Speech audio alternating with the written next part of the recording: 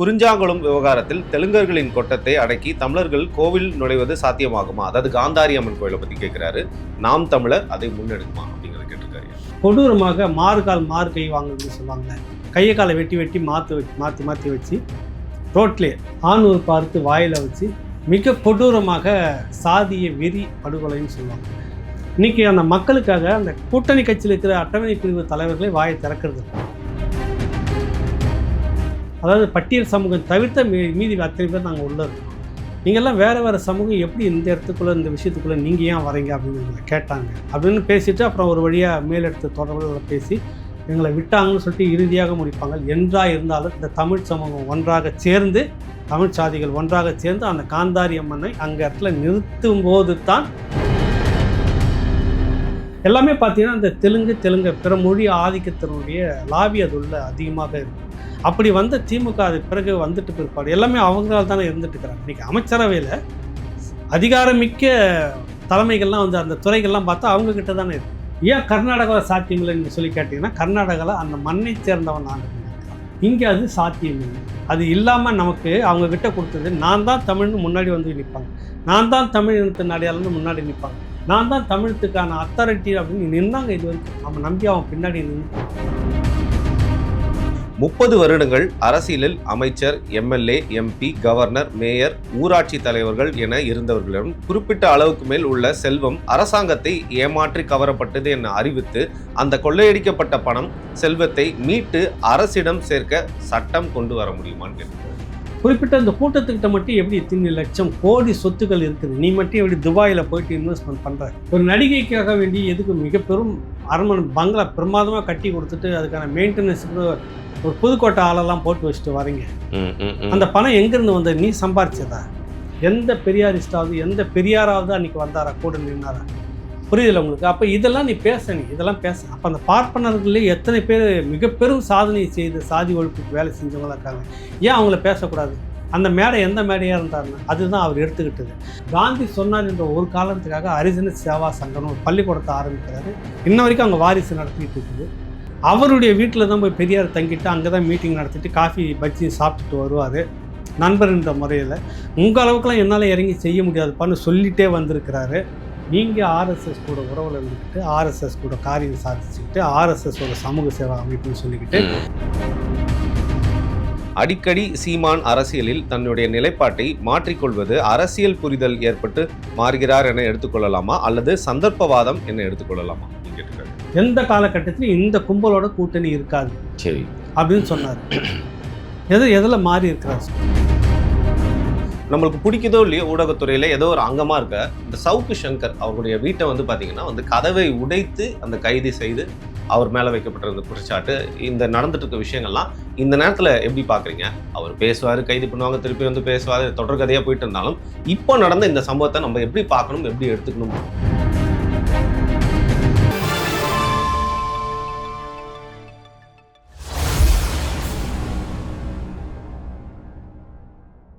வணக்கம் ராவணா வலையொலி உறவுகளே.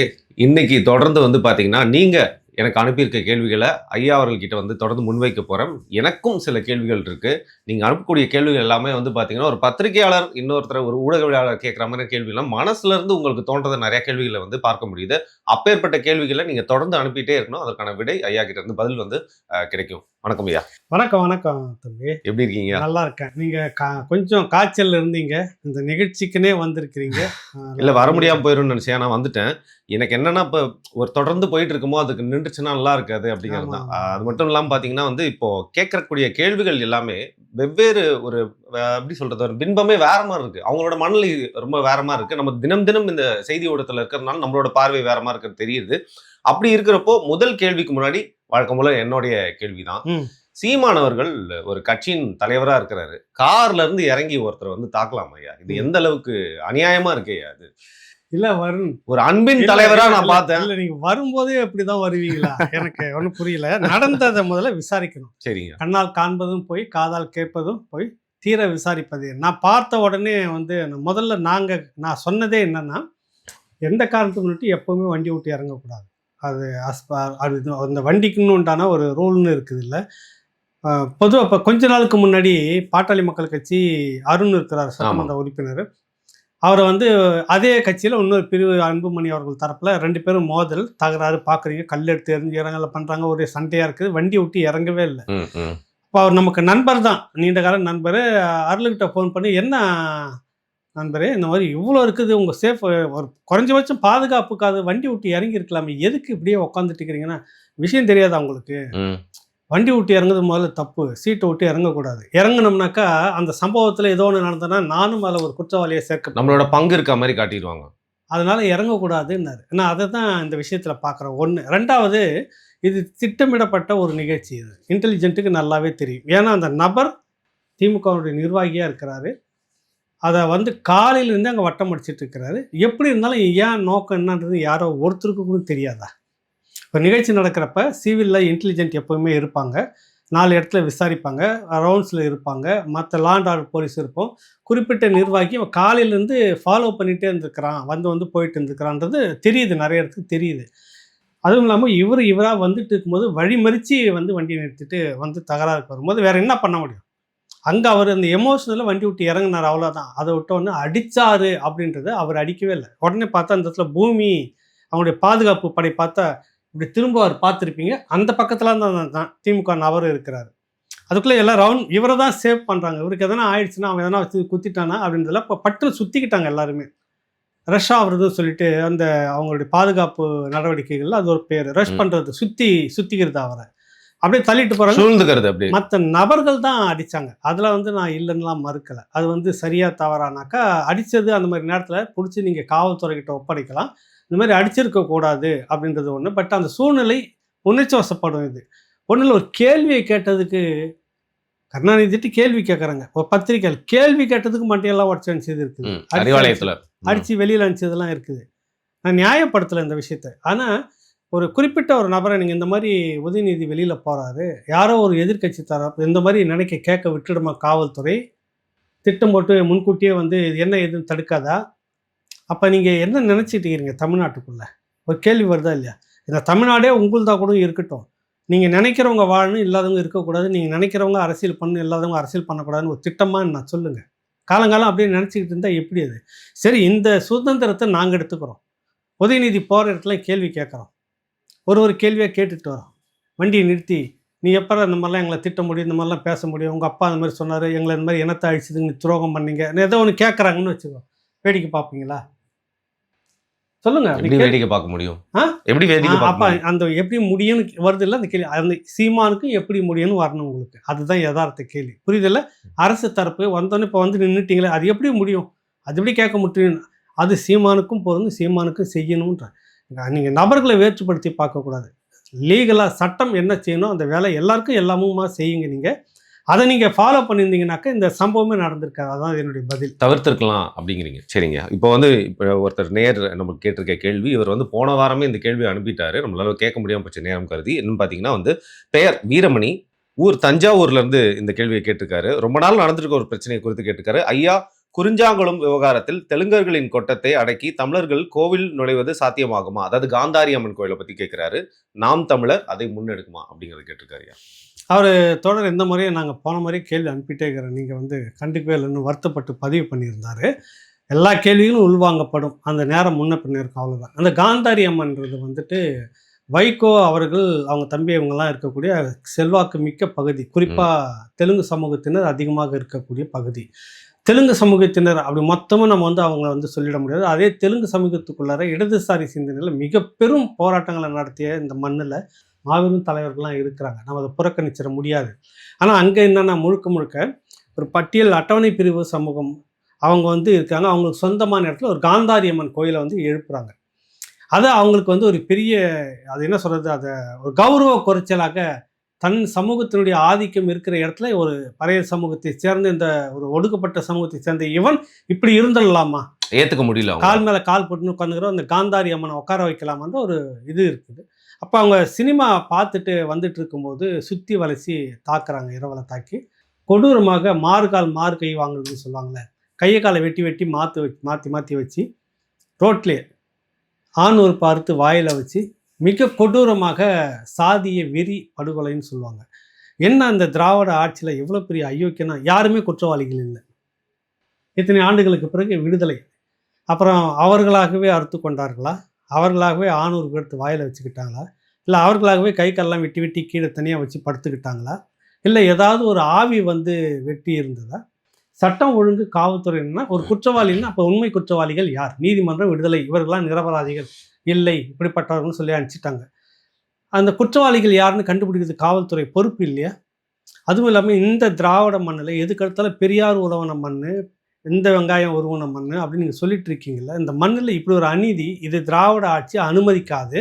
உன்னுடைய படைப்பட்டாளத்தையும் உன்னுடைய காவல்துறை அதிகாரத்தை கொண்டு நிறுத்தி நிலவி அதை வந்து நீதியை கொண்டு வந்து நிறுத்தினீங்கனாக்கா உங்ககிட்ட சமூக நீதி இந்த திராவிடத்துக்கிட்ட இருக்குன்னு நம்ம நம்பியிருக்கிறோம்.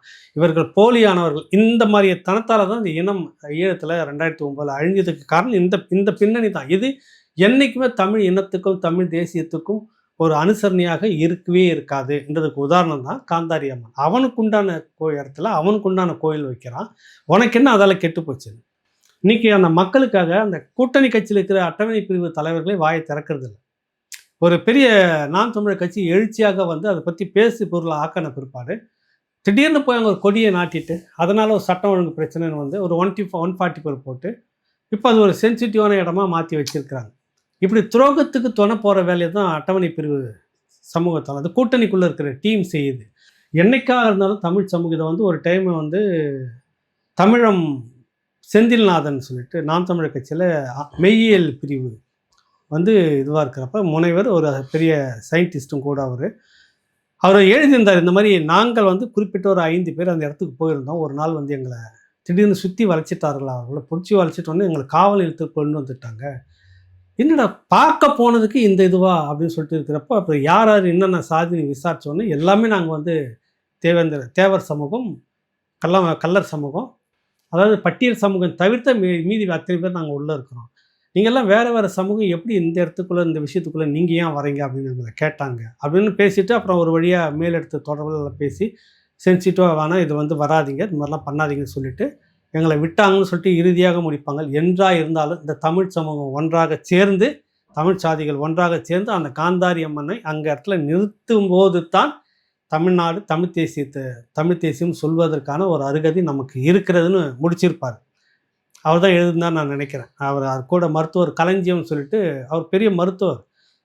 அவரும் அந்த பிற்படுத்தப்பட்ட அந்த சமூகத்தை சேர்ந்தவர். இப்படி எல்லாருமே மிக பெரும் ஆளுமைகள் அங்கே போனாங்க மருத்துவர்கள். அதுதான் நான் இந்த இடத்துல சொல்ல வரேன். இந்த அரசியல் இன்னும் வலுப்பெற்று தமிழ் சாதிகள் எல்லாம் ஒன்றா சேர்ந்து அந்த இடத்துல ஒரு நாள் கட்டாயம் நிறுவும். அதுக்கு இந்த தமிழ் தேசிய தலைமை நீங்கள் சொல்கிற மாதிரி அந்த தம்பி கேட்ட மாதிரி நாம் தமிழர் கட்சி செய்யணும், கட்டாயம் செய்வதற்கு அந்த எண்ணம் இருந்ததால தான் அந்த கட்சிக்குள்ளே இருந்த பிற்படுத்தப்பட்ட சமூகத்தை சேர்ந்த மிக பெரும் கல்வியாளர்கள் குழுமம் அங்கே போச்சு. அந்த விஷயத்துக்காக துணையாக நிற்கணும், இனி நாங்கள் நிற்போம் அப்படின்னே முடிச்சிருந்தாங்க. அது நடக்கும். அதுக்கான அரசியல் தான் இப்போ நடந்துக்கிட்டு இருக்குது. ஐயா, நீங்கள் என்னதான் வந்து நம்ம வேற்றுமொழி பேசுகிறவங்க மேலே வந்து வெறுப்பக்கலை எல்லாரையுமே வந்து ஒரே மாதிரி பார்க்கல அப்படின்னு நம்ம சொல்கிறோம். ஆனால் நீங்கள் வந்து ஒரு கர்நாடகாலேயோ இல்லை ஒரு ஆந்திராலேயோ கேரளாலேயோ இந்த மாதிரி சம்பவங்கள் வந்து பார்த்தீங்கன்னா ஒரு மாற்றுமொழி பேசுறக்கூடிய இவ்வளோ பெரிய ஒரு அக்கிரமங்களை செய்யறதில்ல. தமிழ்நாட்டில் மட்டும் இப்படி நடக்கிறது வந்து ஏற்றுக்க முடியலையா? நம்ம எல்லாருமே ஒரே மாதிரி தான் பார்க்கலையா? ஆனால் இது எப்படி சுதந்திரம் வந்து 47 கிடைக்குது. இங்கே கிடைக்கிறதுக்கு முன்னாடி 1920, 19 அந்த காலகட்டத்திலே வந்துட்டு ஒரு அரசியல் தளம் இங்கே உருவாகுது. ஜஸ்டிஸ் பார்ட்டி, நீதி கட்சி அப்படின்ற பேரில். அதில் இருந்தே தெலுங்கர்கள் ஆதிக்கம் தொடங்குது. லாபி புரியுதில்லை உங்களுக்கு? அதுக்கு முந்தின காலகட்டத்தில் காங்கிரஸ் பேர் இயக்கம் சுதந்திரத்துக்காக போராடிட்டு இருக்குது. ஒரு பக்கம் அரசியல் கட்டமைப்புக்குள்ளே வந்து அப்புறம் அதிகாரத்துக்குள்ளே வந்தோடனே அதுலேயும் ஒரு குறிப்பிட்ட அளவுக்கு தெலுங்கர்களுடைய ஒரு ஆதிக்கம் இருக்குது. அப்புறம் ஒரு மாபெரும் சக்தியாக காமராஜர் உருவெடுக்கிறார். அதுலேருந்து ஒரு மாற்று வரும்போது திரும்ப திராவிட தலைமை, அந்த நீதி கட்சியினுடைய மீட்சி நாங்கள் சொல்லக்கூடிய திராவிட தலைமை வந்து அதிகாரத்துக்குள்ளே கையில் எடுக்குது. 49 திமுக தொடங்குது. 1944 அவர் திக தொடங்குறாரு பெரியார். எல்லாமே பார்த்தீங்கன்னா அந்த தெலுங்கு பிற மொழி ஆதிக்கத்தினுடைய லாபி அதுள்ள அதிகமாக இருக்கும். அப்படி வந்த திமுக அதுக்கு பிறகு வந்துட்டு பிற்பாடு எல்லாமே அவங்களால தானே இருந்துட்டு இருக்கிறாங்க. இன்றைக்கி அமைச்சரவையில் அதிகாரமிக்க தலைமைகள்லாம் வந்து அந்த துறைகள்லாம் பார்த்தா அவங்கக்கிட்ட தானே இருக்குது. அப்போ இது வந்து மாற்றுவதற்கு என்ன அரசியல்? அதுதான் இங்கே தமிழ் தேசிய அரசியல். எல்லாருமே இங்கே பேசிகிட்டு இருக்குது, மாறி பேசிகிட்டு இருக்கிறது. கருத்து முரண்பாடாக இருந்தாலும் தமிழ் தேசிய இயக்கங்களும் அமைப்புகளும் எல்லாமே பேசிகிட்டு இருக்கிறது இதை தான் எழுதிட்டு இருக்கிறாங்க. ஏன் கர்நாடகாவில் சாத்தியமில்லை நீங்கள் சொல்லி கேட்டிங்கன்னா, கர்நாடகாவில் அந்த மண்ணை சேர்ந்தவன் ஆண்டு கொண்டு இருக்கிறான், அந்த மொழி இனத்தை சேர்ந்தவன் ஆண்டு கொண்டு இருக்கிறான். புரியுதில்லை உங்களுக்கு? புரியுது. இங்கே அது சாத்தியம் இல்லை.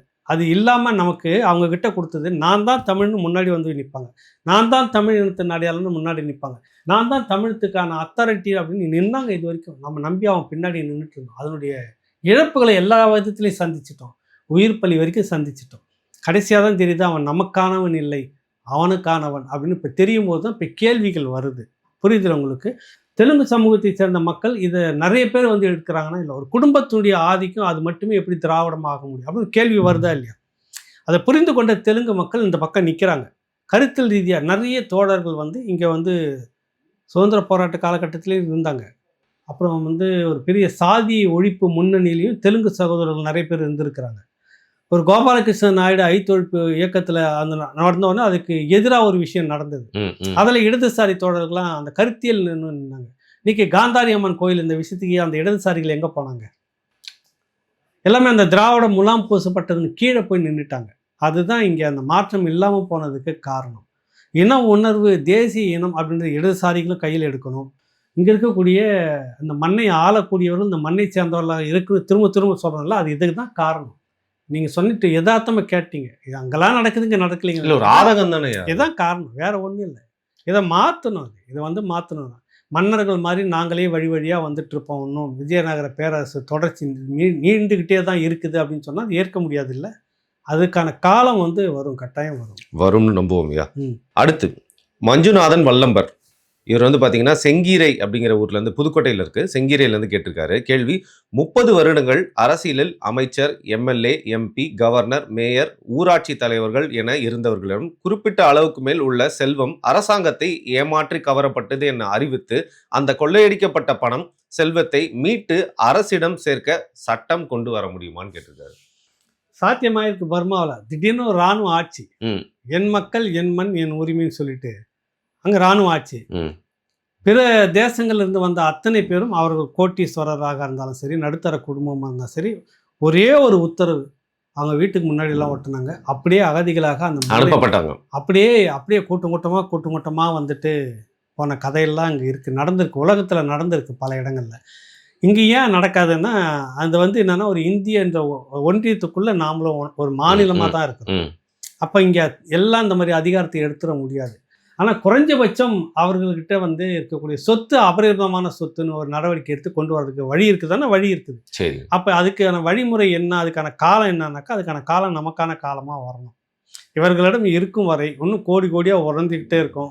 அவர்களுக்கு அடுத்து அவங்கவுங்க வாரிசு இன்னும் பல கோடிகளை வளர்த்து எடுத்துக்கிட்டு போயிட்டே இருக்கும். நம்ம வந்து இன்னும் அண்டி பிழைப்பவர்களாக இருந்துக்கிட்டே இருக்கணும்.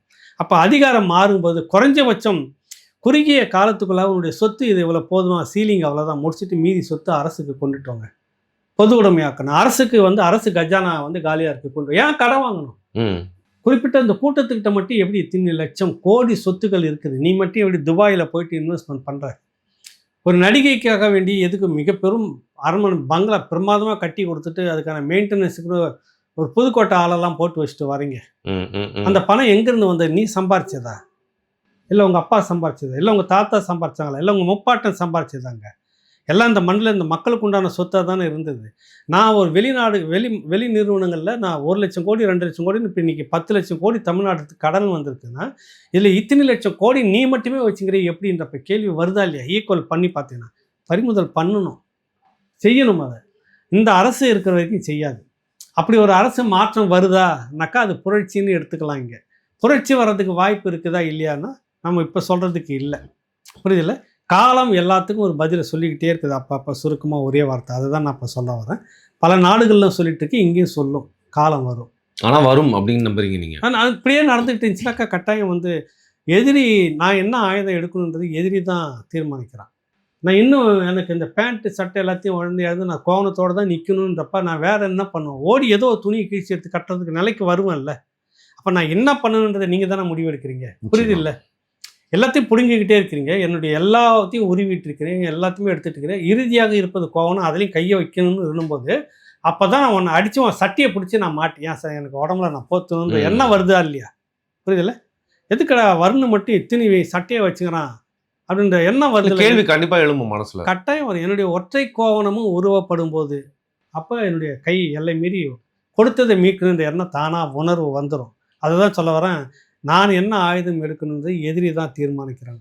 அரசு வந்து மக்களை எப்படி நடத்து வச்சுட்டு இருக்கணுன்றதை அரசு தான் முடிவு எடுக்கணும். அதான் சொல்ல வரேன். குறிப்பிட்ட ஒரு இடம் செல்வம் குவிஞ்சிக்கிட்டே இருந்துச்சுன்னா அது நாட்டுக்கும் மக்களுக்கும் நல்லதல்ல, ஜனநாயகத்துக்கும் நல்லதல்ல. அதை தான் நம்ம சொல்லலாம். ஒரு சமநிலையா இருக்காது அப்படி. நல்லதல்ல ஒரே வார்த்தை, அவ்வளவுதான். சரிங்க. இப்போ என்னுடைய கேள்வி, ம். ஒரு மதவாத சக்தி அவங்க நடத்தக்கூடிய ஒரு கூட்டம், அவங்களுடைய மேடையில போயிட்டு வந்து சீமானவர்கள் போய் கலந்துக்கிட்டது, அங்க பேசினது எல்லாமே வந்து பார்த்தீங்கன்னா, ஒரு சலசலப்புக்கு உள்ளாயிருக்கு. பல தமிழ் தேசியவாதிகளுக்கே வந்து பார்த்தீங்கன்னா வந்து, மற்றவர்கள் எதிரிகள் கேட்கக்கூடிய கேள்விகளுக்கு வந்து பதிலளிக்க முடியாம இருக்கு. ஏன் அவர் அந்த கூட்டத்துக்கு போணும்? நெனச்சா தவிர்த்திருக்கலாம். இல்ல அவர் போய் அந்த கூட்டத்துல வந்து பார்த்தீங்கன்னா வந்து, அந்த மதவாத சக்திகளுக்கு எதிராவே பேசியிருக்கலாம். யாரும் அவர எதுவுமே பண்ணியிருக்க முடியாது. அந்த தைரியம் உள்ளவர் தான் சீமான். ஆனாலும் அங்க போயிட்டு கலந்துக்கிட்டு அப்படி பேசிட்டு வந்தது அப்படிங்கிறது, சில பேருக்கு வந்து பார்த்தீங்கன்னா வந்து வருத்தம் அளிக்கிற விஷயமா வந்து பதிவிட்டிருந்தாங்க. அதை குறித்து உங்களுடைய பார்வை? இல்ல, இதுக்கு ஒரு விளக்கமான பதிவே நான் போட்டிருந்தேன். இதுல எனக்கு முரண்பாடெல்லாம் ஒண்ணும் இல்ல. ஏன் நான் அந்த இடத்த நான் பயன்படுத்தக்கூடாது? ம். நீங்க மட்டும் காலங்காலமா ஆர்எஸ்எஸ் மேடையும் ஆர்எஸ்எஸ்னுடைய லாபியை நீங்க பயன்படுத்திக்கிட்டு இருப்பீங்க. நம்ம தமிழ் தேசியத்துல தொட்டா உங்களுக்கு அது உடனே தீட்டுன்ற மாதிரி எதுக்கு நீங்க பதர்னு உலர்த்துறோம்? ஆனா இந்துத்துவாக்குள்ள நான் கலந்துட்டேனா அப்படின்ற கேள்வி இருக்குது. அது இல்லைன்றதை அடுத்த நாளே என் முருகனும் சிவனும் வந்து எப்படி இந்து கடவுளாக முடியுன்ற கேள்வி வச்சார்ல, அதுக்கு பதில் சொல்ல முடியாது இல்ல. ஆர்எஸ்எஸ் நான் அந்த இடத்த பயன்படுத்தி எனக்கு பாரதியார் பற்றி நான் பேசணும். இந்த மண்ணில் முதலாக பெண் அடிமையை பற்றியும் பெண் விடுதலையை பற்றியும் பேசிய மாமனிதர். ஒடுக்கப்பட்ட மக்களுடைய விடுதலையை பேசிக்கிட்டு இல்லாமல் செய்து காமிச்சவங்க 1800கள். புரியுதுல உங்களுக்கு? பேசிக்கிட்டு இல்லை. நாங்கள் வந்தால் தாழ்த்தப்பட்ட மக்களுக்குன்னு அவன் மனநிலையில் அவன் மனநில உளவியலாக அவனை தாழ்த்தப்பட்டவனாகவே வச்சுருக்கிறப்ப, வாடா நீ உட்காரு, நீ பூணில் மாட்டி நீயும் இன்னிலிருந்து இவன் தான் அப்படின்னு சொல்லிட்டு வீட்டுக்குள்ளாரே உட்காந்து கூடவே சுற்றிக்கிட்டு இருந்த அந்த போக்கு செய்து காட்டுறது இன்ன வரைக்கும் இருக்குதா? ஐயருங்கெல்லாம் ஒன்றா சேர்ந்து எல்லாமே ஒன்றா சேர்ந்து 5 பெரும் பிரபலமான கோயில் நுழைவு போராட்டம் நடத்துகிறாங்க. மதுரையில் பார்த்தீங்கன்னாக்கா உங்களுக்கு வந்துட்டு ஐயா முத்துராமலிங்க தேவர் கூட துணையாக வராரு. எவன் வந்து தடுக்கிறான்னு நான் பார்த்துக்கிறேன்னு சொல்லிட்டு கூட நிற்கிறாரு. எந்த பெரியாரிஸ்டாவது எந்த பெரியாராவது அன்றைக்கி வந்தாரா, கூட நின்னாரா? புரியுதில்ல உங்களுக்கு? அப்போ இதெல்லாம் நீ இதெல்லாம் பேச. அப்போ அந்த பார்ப்பனர்களே எத்தனை பேர் மிக பெரும் சாதனை செய்து சாதி ஒழிப்புக்கு வேலை செஞ்சவங்களா இருக்காங்க. ஏன் அவங்கள பேசக்கூடாது? அந்த மேடை எந்த மேடையாக இருந்தாருன்னா அதுதான் அவர் எடுத்துக்கிட்டது. அடுத்த நாளே இந்த கேள்வியில் வச்சுட்டாரு. ஆர்எஸ்எஸ் இந்துத்துவா வந்து ஏற்க முடியாத கேள்விகளை அவர் வச்சுட்டாரு. புரியுதில்ல? அதில் மாற்று கருத்தில் இப்போ இன்னொன்று வரேன். அண்ணல் அம்பேத்கர் இதில் நிறைய பேர் எழுதுனது வந்து அம்பேத்கரிஸ்டுகள் தான் நான் பார்க்குறேன். அண்ணல் அம்பேத்கர் வந்துட்டு ஆர்எஸ்எஸ்னுடைய அந்த கூட்டத்திலே கலந்துக்கிட்டார். கூட்டத்தில் கலந்துக்கிட்டு விவாதம் பண்ணுறதை ஏற்றுக்கிறார். புரியுதில்ல? அடுத்தது ஒடுக்கப்பட்ட மக்களுடைய விடுதலை அப்படின்னாக்கா அவர் பாணியில் அன்றைக்கி வந்து அந்த தலித் என்ற வார்த்தை பிறகு தான் கொண்டு வந்தாங்க. இந்த அட்டவணை பிரிவு இந்தியா முழுக்க இருக்கணும், இப்படியான ஒரு கட்டமைப்பு எங்களுக்கு வேண்டும், இளைஞர்கள்ட்ட இப்போதுலேருந்தே உருவாக்கணும். ஆர்எஸ்எஸ்ல எப்படி வந்து முகமே தெரியாது ஒரு ஆர்கனைஸ் ஆகிட்டு செய்கிற மாதிரி, அதற்கு அவர் நாங்கள் வந்து உங்களுக்கு செய்யணும்னு சொல்கிறாரு. தொடர்ந்து சந்திப்பெல்லாம் நடந்தது. அப்போ பெரிய அம்பேத்கர் வந்து ஆர்எஸ்எஸ்ஸை மாறிட்டாரா? அதே ஆர்எஸ்எஸ் தோல் உரிச்சாரு. புரியுதுல உங்களுக்கு? புரியுதுங்க. அப்போ நீங்கள் அந்த இடத்துல இதை பொருத்தி பார்க்கணும். சீமான் அந்த இடத்துல அவரை பற்றி மட்டும் பேசிட்டு பார்ப்பனர்களை நீங்கள் ஒரு எதிரி சமூகமாக காட்டுறதுடைய விளைவை நிறைய நம்ம சந்திச்சிட்டோம். ஏன் இப்படிப்பட்ட மனிதர்களை கொண்டாடக்கூடாது? எதையுமே செய்யாத வாயில் உருட்டிக்கிட்டே இருந்தவனுக்கு உலகம் முழுக்க எல்லா இடத்துலையும் செலவு வச்சுக்கிட்டு நீ வைக்கிற அரசியல் சரியானது தான் நம்முடைய கேள்வி. அவங்க எல்லாமே செய்து காமிச்சாங்க. நான் லட்சுமண ஐயன் பாளையத்தில் போயிட்டு ஒருத்தர் ஆய்வு பண்ணி கொண்டுட்டு வந்தேன். தன்னுடைய சொந்த நிலம் 800 ஏக்கர் பெரும் அதிபதியாக இருந்தவர். நிறைய கதைகள் சொன்னால் நீண்டு போயிடும். அப்படியே எல்லாமே ஏழை எளிய மக்களுக்கு கொடுத்தாரு. காந்தி சொன்னார் என்ற ஒரு காரணத்துக்காக ஹரிஜன சேவா சங்கம்னு ஒரு பள்ளிக்கூடத்தை ஆரம்பிக்கிறாரு. இன்ன வரைக்கும் அவங்க வாரிசு நடத்திக்கிட்டு இருக்குது. அவருடைய வீட்டில் தான் போய் பெரியார் தங்கிட்டு அங்கே தான் மீட்டிங் நடத்திட்டு காஃபி பஜ்ஜி சாப்பிட்டுட்டு வருவார். நண்பர்ன்ற முறையில் உங்கள் அளவுக்குலாம் என்னால் இறங்கி செய்ய முடியாதுப்பான்னு சொல்லிகிட்டே வந்திருக்கிறாரு. அவருடைய அடுக்கலை வீட்டு வரைக்கும் ஒடுக்கப்பட்ட மக்கள் உள்ளே போய் வேலை செஞ்சுட்டு உட்காந்துட்டு பேசிக்கிட்டு இருப்பாங்க. ஒரு மாற்றி பார்த்ததுல இன்றைக்கி அந்த தலைமுறையாக அந்த சமூகத்தை சேர்ந்தவங்களும் இன்றைக்கி அந்த உறவோட தான் இருக்கிறாங்க. நான் போனப்போ பார்க்குறேன். இவங்க தாத்தா வந்து எங்கள் அப்பா கூட, இவங்க அப்பா வந்து எங்கள் அப்பா கூட இருந்துட்டு இருந்தவர், சமமாக வச்சு நடத்திட்டு அவங்களுடைய பொண்ணு இங்கே படிச்சுட்டு வந்து நேரம் இருக்கிறப்ப வந்து நம்மகிட்ட கூட வந்து சேர்ந்து வேலை செய்கிறாங்கப்பா அப்படின்னு சொல்கிறாரு. அந்த பள்ளிக்கூடத்தில் படித்து ஐஏஎஸ் ஆனவர் தான் கருப்பன் ஐஏஎஸ். நீங்கள் பெரியார் எங்கேயாவது இந்த மாதிரி செய்திருக்கிறாரா? அப்போ நீங்கள் அந்த லட்சுமண ஐயருக்கு செலவு வச்சுருந்தீங்கன்னாக்கா சாதி ஒழிப்புக்கு ஒரு அடையாளமாக இருந்திருக்குமா இல்லையா? ஒரு நட்புறவு இருந்திருக்குமா இல்லையா? ஏன் நீங்கள் இதெல்லாம் செய்யலை?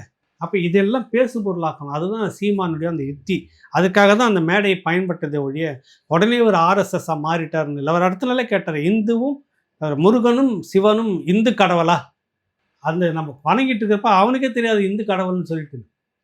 புரியல. ஏன்னா அந்த காலத்தில் அந்த பேரே இல்லை. 1800 பிறகுக்கு தான் அந்த பேர் வருது. புரியுதுல உங்களுக்கு? கணக்கெடுப்பு நடத்துறதுக்காக பிரிட்டிஷ் கவர்மெண்ட் வைக்கிறப்ப பைபிள் வச்சுக்கிட்டு இருக்கிறவங்க கிறிஸ்துவர்கள், குரான் வச்சுக்கிறவங்க முஸ்லீமு, மற்றவங்களுக்குலாம் என்ன பேர் முழிச்சிட்டு இருக்கிறாரு. அப்போ இந்துக்கள்னு வச்சிடலான்னு அவருக்கு பாடம் எடுத்த ஐயர்கள்லாம் கொண்டு வட இந்திய ஐயர்கள்லாம் சேர்ந்து இது இப்படி ஒரு வச்சுட்டா சரியா போயிடுமோன்னு வச்சுட்டோம். அதுக்குள்ளார பார்சி இனம் இருக்குது, சீக்கிய இனம் இருக்குது, ஜெயின மதம் இருக்குது, சைவம் வைணவம் இருக்குது, வைணவம் இருக்குது, ஏகப்பட்டது இருக்குதுங்க. எதுவுமே இதில் மொத்தமாக இந்துன்னு வச்சார். இது பெரிய சங்கராச்சாரிய கூட நல்ல வேலை வெள்ளக்காரன் வந்து இந்து பேர் வச்சதெல்லாம் நம்ம பழைச்சோம் அப்படின்னு பின்னாடி அவர் பேசுனதும் எழுதுனதுமே இருக்குது. அப்போ சீமான் கேட்குறாரு, யாருக்கு யார் இந்து கடவுள்? முதல்ல அது பதில் சொல்லு. எனக்கான முப்பாட்டன் ஆவான் அப்படின்னு தான் இன்ன வரைக்கும் அவர் சொல்லிட்டு, என்னுடைய மதமே தமிழன் மதம் அப்படின்னு அவர் ஒரு வழி எடுத்து போயிட்டு இருக்கிறாரு. எப்படி ஆர்எஸ்எஸ் ஆக்க முடியும்? நீங்கள் ஆர்எஸ்எஸ் கூட உறவில் இருந்துக்கிட்டு, ஆர்எஸ்எஸ் கூட காரியம் சாதிச்சுக்கிட்டு, ஆர்எஸ்எஸ் ஒரு சமூக சேவா அமைப்புன்னு சொல்லிக்கிட்டு, ஆர்எஸ்எஸ் மூலமாக இன்றைக்கி உங்களுக்கான நெருக்கடிகளை நீங்கள் தவிர்த்து கொண்டு ஆர்எஸ்எஸ் சொல்லக்கூடிய திட்டங்களை எல்லாம் தமிழ்நாட்டில் நடந்துக்கிட்டு, ஆர்எஸ்எஸ் இங்கே ஊர்வலம் போகிறதுக்கு எல்லா வழிப்பையும் நீங்கள் செய்து வச்சுட்டு, கேட்டால் நீதிமன்ற உத்தரவு, அதிமுக ஆட்சியிலையும் நீதிமன்றம் இருந்துச்சு, செல்வி ஜெயலலிதா இருந்தப்போ நீதிமன்றம் இருந்துச்சு, அன்றைக்கும் வக்கீல் இருந்தாங்க, அன்றைக்கும் ஆர்எஸ்எஸ் கேஸ் போட்டது, அன்றைக்கி நீதிமன்றம் உத்தரவிட்டது. நீதிமன்ற உத்தரவு நடத்தினா என்னுடைய சட்டம் ஒழுங்கு பாதிக்கப்படும், முடியவே முடியாது, பார்க்கலாம் அப்படின்னு சொல்லிட்டு ஜெயலலிதா நிறுத்தினாங்க. அந்த தில்லி அவங்கக்கிட்ட இல்லை. புரியுதில்ல உங்களுக்கு? அப்போ ஆர்எஸ்எஸ் உடைய தயவில் இருப்பது இன்றைய திராவிடம். புரியுதில்ல உங்களுக்கு? அது வந்து மற்றவங்களை இப்படி சொல்லக்கூடாதுன்னு சொல்ல வரேன். சீமான் சரியான பாதையில் தான் போயிட்டு இருக்கிறார். அடுத்த நாள் அதை ஆதரிக்கின்றதுக்கு அவர் போகிறதெல்லாம் சரி நான் சொல்லவே கிடையாது. அந்த மேடையை அவர் பயன்படுத்தினார். அடுத்தது அவருடைய பாதையில் போயிட்டு இருக்கிறார். அவ்வளோதான் விஷயம். கொண்டாடப்பட வேண்டியது அவரை நீ ஏன் இருட்டடிப்பு பண்ண பாரதிய சொல்லுங்க, என்ன காரணம்? இல்லை, அடுத்த நாளே திராவிட கைகோலிகள்லாம் வந்து பார்த்தீங்கன்னா ஒரு மேடையில் பாரதியார் அவர்களையும் அவர் சப்போர்ட் பண்ணி பேசுங்க எல்லாரையும் ரொம்ப ஆபாசமாக வந்து பேசியிருந்தாங்க. அவங்களுக்கு தெரிந்த மொழியில் அவர்கள் பேசுகிறார்கள், அவர் அப்படி தான் சொல்ல முடியும். அதில் இந்த விவாதத்துக்குள்ளே கொண்டு வந்தால் இந்த நல்ல நிகழ்ச்சியும் சரிங்க. அப்போ விட்டுறியா? அப்போ நேர்களோட கேள்விக்கு போயிடலாம் நம்ம. இல்லை அவர்கள் பேசுனதை சொல்ல வரோம். சரிங்க. டாக்டர் சாமுவேல் ஜெபர்சன் முனியாண்டி, ஊர் பெயர் போடலையா, அடிக்கடி சீமான் அரசியலில் தன்னுடைய நிலைப்பாட்டை மாற்றிக்கொள்வது அரசியல் புரிதல் ஏற்பட்டு மாறுகிறார் என எடுத்துக்கொள்ளலாமா அல்லது சந்தர்ப்பவாதம் என்ன எடுத்துக்கொள்ளலாமா அப்படின்னு கேட்டிருக்காரு. இல்லை அவருடைய மாற்றிக்கிறாருன்னு எதை மாற்றிக்கிறாரு? 2010 அதிகாரத்துக்கு வரும்போது என்ன சொன்னாரோ இன்ன வரைக்கும் அதே நிலைப்பாடு. என் இனத்தை அழித்து கொண்டதுக்கு துணை நின்ற உதவியாக இருந்த கண்காணி வேலை பார்த்த காங்கிரஸும் திமுகவும் இந்த வேரில் மண்ணோட ஒழியணுன்னார். 2011 தேர்தலில் அதில் செய்து முடிச்சு காமிச்சார். காங்கிரஸ் விழுந்தது. 5 அவர் போகாத பகுதி மட்டும் நின்றது. திமுகவும் அதுக்கு பிறகு வந்து வீழ்ந்தது. புரிதல் உங்களுக்கு? அதில் இருந்து இன்ன வரைக்கும் தனித்து தேர்தல் அப்படின்றாரு. எந்த காலகட்டத்திலும் இந்த கும்பலோட கூட்டணி இருக்காது சரி அப்படின்னு சொன்னார். எதில் மாறி இருக்கிறார் சொல்லு? எங்கே சந்தர்ப்பம்னா எங்கே சந்தர்ப்பம்? போய் டக்குன்னு அன்னைக்கு இல்லை இந்த விட்டக்கா வாய்ப்பு போயிடுன்னு உடனே கூட்டணிக்கு போகிற அந்த முடிவு எடுத்திருக்கிறாரா? இன்றைக்கும் தனித்து போட்டி தான் அப்படின்னு இப்போ அறிவிச்சிட்டார் முன்கூட்டியே. எப்படி எங்கே மாறி இருக்கிறார்? திராவிடம் வந்து ஏற்புடையதுன்னு இப்போ எங்கன்னா சொல்லியிருக்கிறாரா? பெரியார் ஏற்புடையவர் தான் அந்த மண்ணுக்குன்னு எங்கன்னா இப்போ சொல்லியிருக்கிறாரா? பிரதான விஷயங்களை நீங்கள் பார்க்கணும். நீங்கள் வருண் அப்படின்னா உங்களுக்கு நான் ஒரு எத்திக் இருக்குல்ல, அதிலிருந்து வருண் மாறி இருக்கிறாரா அப்படின்னு தான் பார்க்கணும். ஒழிய போகிறப்ப நீங்கள் ஒரு இடத்துல தண்ணி வாங்கி குடிச்சிட்டு இருக்கிறனாக்கா உடனே அந்த இடத்துல போய் தண்ணி இப்படி வாங்கி குடிச்சிங்க அப்படின்னு அதற்கெல்லாம் வந்து சேர்த்து பேசி நிற்க முடியாது. மைய கரு என்ன, அதிலிருந்து சீமான் மாறி இருக்கிறாரா? மாறினா நம்ம பேசலாம், விமர்சிக்கலாம். எனக்கு தெரிஞ்சு இது வரைக்கும் ஒன்றும் மாறலை. மாறும்போது தமிழ் தேசியத்தில் இருக்கக்கூடிய எல்லோரும் சேர்ந்து அவரை புறக்கணிப்பார்கள். புரியுதில்ல உங்களுக்கு? கட்டாயம் அது நடந்து தான் ஆகும். எந்த நோக்கத்துக்காக வந்தாலும் அந்த நோக்கத்திலிருந்து யார் ஒருத்தர் விலகினாலும் அவர் வந்து பின்னுக்கு தள்ளப்படுவாங்க. யாராக இருந்தாலும் அவரே பல முறை சொல்லிட்டார், நான் இதிலிருந்து மாறினேன்னா என்னை தூக்கி வீசிடும், இதிலிருந்து என்னை மாறினேன்னா முடியாது. இது வந்து ஒரு வேகத்தோட கிளம்பி வந்திருக்குது. இப்போ நானே நினச்சாலும் அது முடியாதுன்னு பல இடம் முடிச்சு பேசியிருக்கிறார். என்னை தூக்கி போட்டு நானே நினச்சாலும் இனி தடுக்க முடியாது, எனக்கு பிறகும் இது பயணிக்கும் அப்படின்னு தான் சொல்ல வர்றார். நான் மட்டுமே அத்தாரிட்டி அப்படின்னு எங்கேயும் சொன்னதே கிடையாது சமீப காலத்தில்.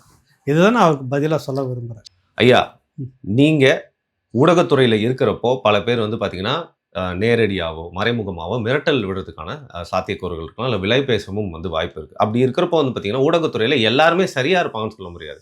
நம்மளுக்கு பிடிக்குதோ இல்லையோ ஊடகத்துறையில் ஏதோ ஒரு அங்கமாக இருக்க இந்த சவுக்கு சங்கர் அவருடைய வீட்டை வந்து பார்த்தீங்கன்னா வந்து கதவை உடைத்து அந்த கைது செய்து அவர் மேலே வைக்கப்பட்டிருந்த குற்றச்சாட்டு, இந்த நடந்துட்டு இருக்க விஷயங்கள்லாம் இந்த நேரத்தில் எப்படி பார்க்குறீங்க? அவர் பேசுவார், கைது பண்ணுவாங்க, திருப்பி வந்து பேசுவார், தொடர்கதையாக போயிட்டு இருந்தாலும், இப்போ நடந்த இந்த சம்பவத்தை நம்ம எப்படி பார்க்கணும், எப்படி எடுத்துக்கணும் அப்படிங்கிறத சொல்லுங்க. இல்லை, சம்மந்தமாக உங்கள் வருண் டாக்கீஸில் கூட நான் பேசியிருக்கிறேன்னு நினைக்கிறேன். கரெக்டுங்களா? ஆமாய்யா. அது புரியுதுன்னா, இப்போ சவுக்கு சங்கர் கைது அந்த முறை, அந்த விதம் சரியான எனக்கு ஏற்புடையதல்ல. அதை நான் விரிவாகவே பேசியிருப்பேன். என்னப்பா அவர் உட்காந்துட்டு இருக்குது, வரட்டும் வக்கீல் வரட்டும், வக்கீல் வந்தோன்னே இதுக்கு தான் பண்ணுறேன்னு சொல்லிட்டு கூட்டிகிட்டு போகிறதுல என்ன உங்களுக்கு கெட்டு போச்சு? எதுக்கு உடனே வந்து தீயணைப்பு துறைக்கு சொல்லணும், அவங்க வந்துட்டு கதவை உடைக்கணும், கதவை உடைச்சி இவ்வளவும் பண்ணணும்னா என்ன? நீங்கள் வந்து நடவடிக்கை எடுக்கிற பேரில் சவுக்கு சங்கரை வளர்க்குறதுக்கு நீங்கள் ஒரு அண்டர் கிரவுண்டு வேலை செய்கிறீங்களா, இல்லை உங்களை அவர் வந்து ப்ரொமோட் பண்ணுறதுக்காக உங்களை பற்றியே வீடியோ போடுறதுக்கு செய்கிறாங்கன்னு கேள்விலாம் இங்கே இவ்வளோ உள்ளடி வேலைகள் இருக்கிறதுக்கு இருக்கு. என்ன என்னப்பா அவசரம் பண்ணீங்க? எதுக்கு இப்படி நீங்கள் கைது பண்ணி என்ன நீங்கள் அவரை இப்போ காட்டுறீங்க? புரியுதில்ல உங்களுக்கு? இருந்து தாமதமாக இருந்து கூப்பிட்டுட்டு போகிறதுல என்ன இருக்குது கைது பண்ணுறதுக்கு? எதுக்கு இவ்வளோ போலீஸ் ஃபோர்ஸை காட்டணும்? ஒரு 2 பேர் போயிட்டு உட்காந்து, சார் வாங்க நீங்கள் வந்துருங்க, உங்களை அரெஸ்ட் பண்ணியிருக்கிறோம், வந்துருங்கன்னா வந்துட போகிறாரு, முடிஞ்சிருச்சு அவங்களுக்கு ஒன்று. அதே நேரத்தில் இவர் பக்கம் நியாயம் முழுக்க இருக்குதுன்னா எனக்கு அது ஏற்புடையதில்லை. குறிப்பிட்ட ஒரு போலீஸ் ஆஃபீஸரை பற்றி மட்டுமே நீ வீடியோ போட்டுட்டு இருக்கிற. இந்த சோர்ஸு அவருக்கு இந்த தகவல்லாம் தெரியுது அப்படின்லாம் இந்த கதையெல்லாம் இங்கே எங்ககிட்ட வேண்டியதில்லை. நாங்களாம் இருந்துட்டு வந்த லாபியில் இருந்து அடிபட்டு நிறைய பாடங்களை கற்றுக்கிட்டு வந்துட்டோம். அங்கே ஒரு வார் இருந்துக்கிட்டே இருக்கும் எப்பயுமே. அது ஒரு அதிகார பீடம். அது அங்கே இருக்கக்கூடிய வருண் அல்ல அருண் இல்லை யாரோ ஒருத்தர் அவரை அப்புறப்படுத்திட்டு அந்த இடத்துக்கு தான் டீம் வரணும்னு ஒரு குரூப் வேலை செய்யும். அது அவரை பற்றி எதிரான தகவல்லாம் கொடுத்துட்ருக்கோம். யார் எல்லாரும் அவங்கவுங்களுக்கு தெரிஞ்ச வகையில் அவங்கவுங்க சம்பாதிச்சுட்டு தான் இருக்காங்க. ஏகலைவன் சம்பாதிக்கிறத மட்டும் எடுத்து இங்கேருந்து வருது, இந்த வருமானம் எங்கேருந்து வச்சு, இந்த வருமானம் எங்கேருந்து வச்சு உனக்கு மட்டும் கொடுத்துட்டே இருக்குது இல்லை, பெரிய புலனாய்வு புலி மாதிரி நீ போட்டுட்டு இருக்கிற. எனக்கு அதில் உடன்பாடே இல்லை. அதனுடைய இது என்ன வருதுன்னா, அந்த அதிகாரி, குறிப்பிட்ட அந்த அதிகாரி வந்து ஏதோ சமூகத்துக்கு விரோதமான ஒரு அதிகாரி, இவர் மட்டுமே தான் ஊழல் செஞ்சுட்டு இருக்கிறாரு.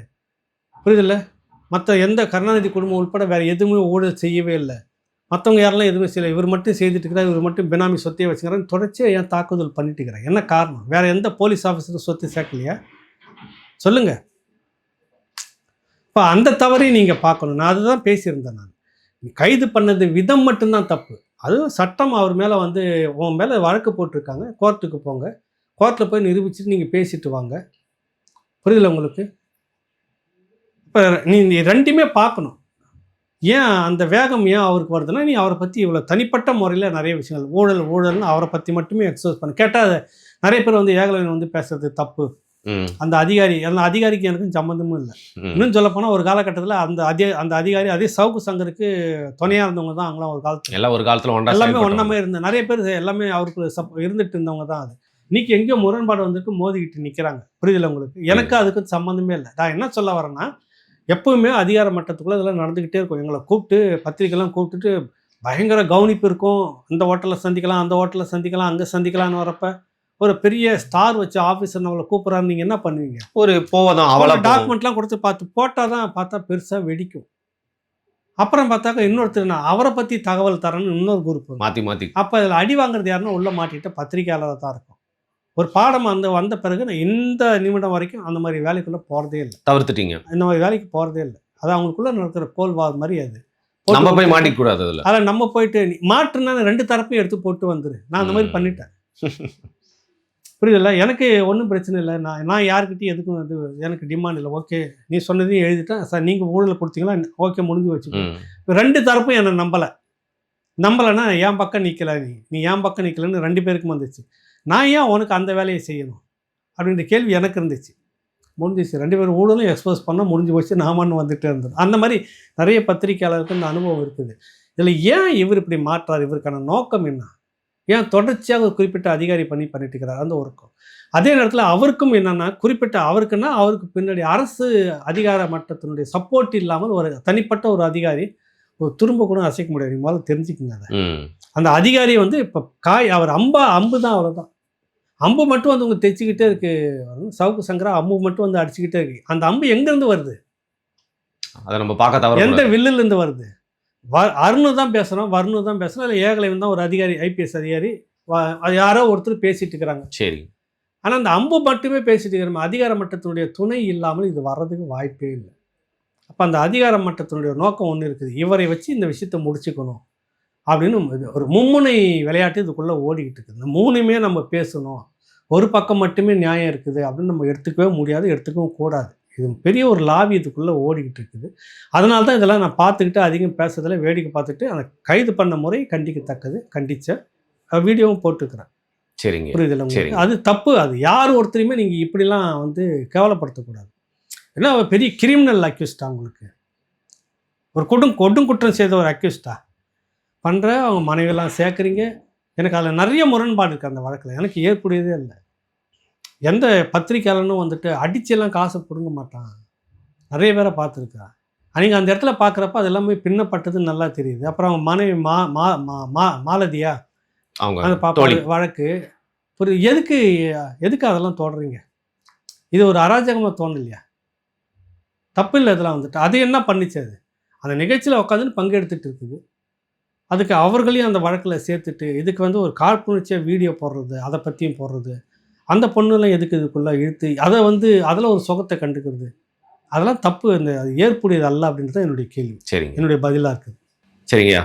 வழக்கம் போல நம்மளோட கேள்விக்கும் பதில்களும் வந்து பார்த்தீங்கன்னா, மனசுல இருந்து நிறைய பதில்கள் வந்ததை வந்து பார்க்குறேன். உங்களோட அனுபவத்தையும், உங்களுடைய கருத்தையும் வந்து பார்த்தீங்கன்னா, பதிலா வந்து தெரிவிச்சிருக்கீங்க. அடுத்த புதன்கிழமை நேயர்களோட கேள்விகளோட உங்களை வந்து சந்திக்கிறேன். மிக்க நன்றி. நன்றி, வணக்கம். வரேன். என்னுடைய நிறுவனமான S health care solution multi speciality physiotherapy clinic Shanti colony, Anna Nagar, சென்னையில் 15 வருடங்களுக்கு மேலாக இயங்கி கொண்டு வருது. சென்னையில் பல பகுதியில் எங்களுடைய பிரான்ச்சஸ் இருக்குது.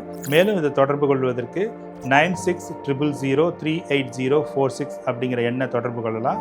அல்லது 9150211185 அப்படிங்கிற எண்ணுக்கு தொடர்பு கொள்ளுங்கள். உங்களுடைய ஆலோசனைக்காகவும் அப்பாயின்மெண்ட்டுக்காகவும் இந்த நம்பரில் தொடர்பு கொள்ளலாம்.